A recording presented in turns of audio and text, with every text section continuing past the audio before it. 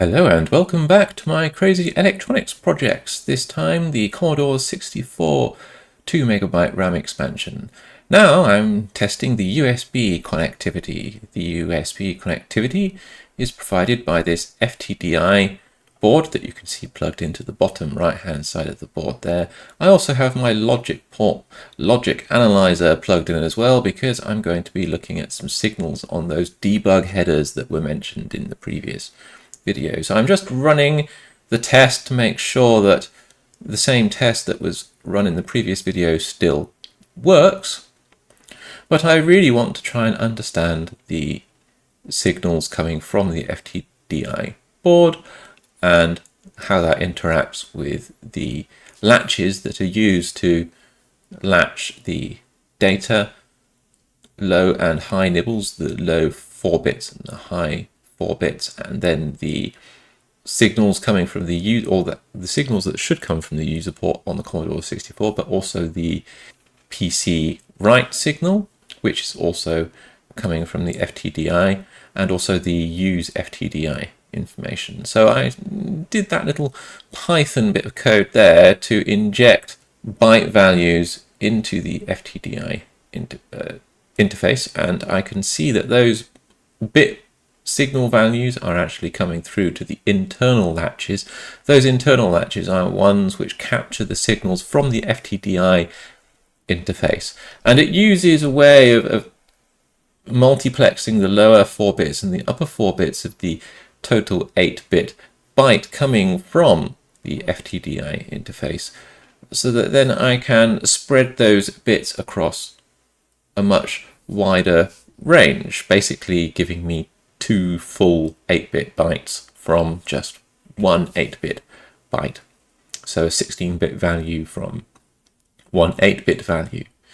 So now I'm able to validate that I can set the signals on the FTDI capture latches.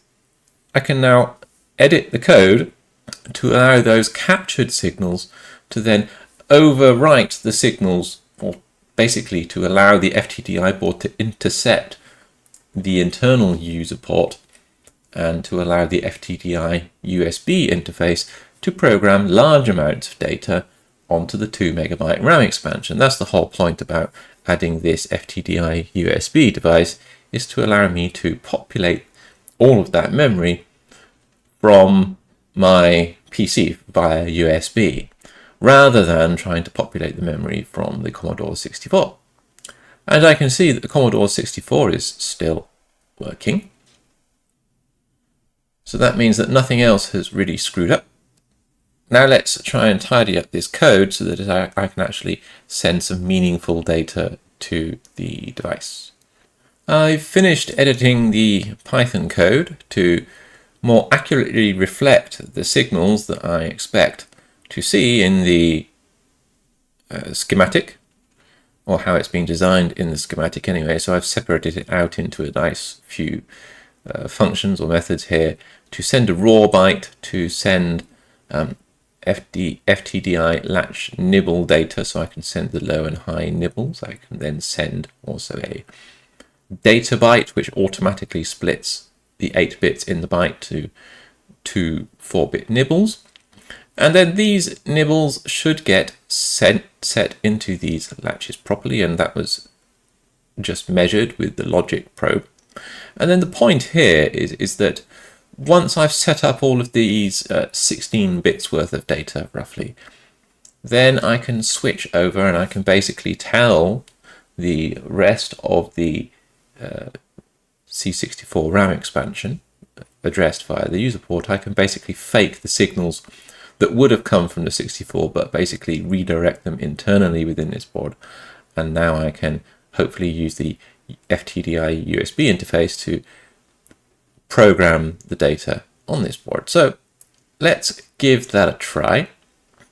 Let's run this code and see what we get. So first of all, I have to clear the FTDI interface latches, and then I reset the actual RAM expansion interface itself, I then run through this loop to basically send 10 rows of 1024 characters, where each character has a screen character and a color character. And then I reset the board again so that it can be used by the Commodore 64.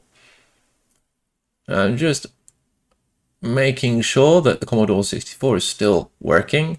And yes, so all of this random data, I'm hoping, is going to get replaced. Now the random data is there from the random state, if you like, of the RAM chips as they are powered up. So let's run this, and it's going to take a little while because it's sending about 20 kilobytes of data, isn't it? 10 times 1024 times 2 bytes for each character. So what we should see is that the scrollable area that the Commodore 64 displays, that is stored in the RAM expansion, should have 10 rows of white @ characters on the screen. So it's finished doing that programming. Now the top line, the top roughly 512 bytes, is going to be the code, because the Commodore 64 sets the... Wow, look at that. That works. Works first time. That's fantastic. So yes, this top row of characters, which looks like gibberish but isn't, is actually the code that the Commodore 64 sent over in its RAM write and then RAM read test. It reads that back to make sure that it's the same as what's in the Commodore 64's memory, but should have 10 rows. So 1, 2, 3, 4, 5, 6, 7, 8, 9, 10. So that's all good.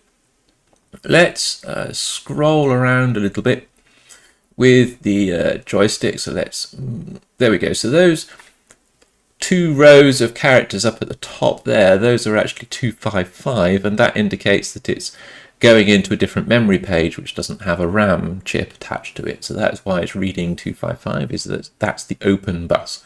So now I'm just scrolling across, and if I keep on scrolling across to the right, you can see that it's scrolling from the random gibberish scrolling along to the left. There we go.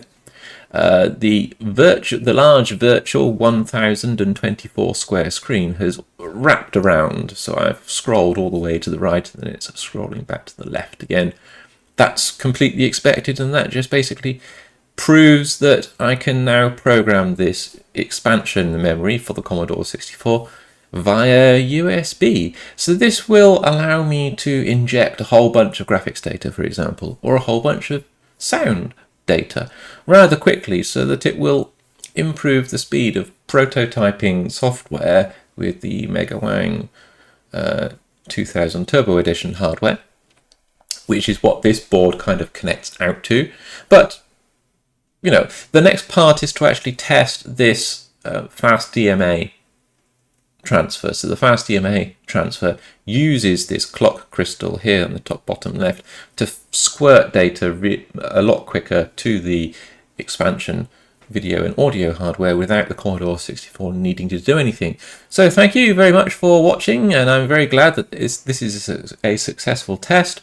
Thank you very much to PCBWay for delivering a working board, and it's working perfectly first time so far. If you like these kind of crazy electronics videos, then please do consider liking or subscribing to this channel, and I hope to catch you around next time. Have a great day or evening or night, wherever you are.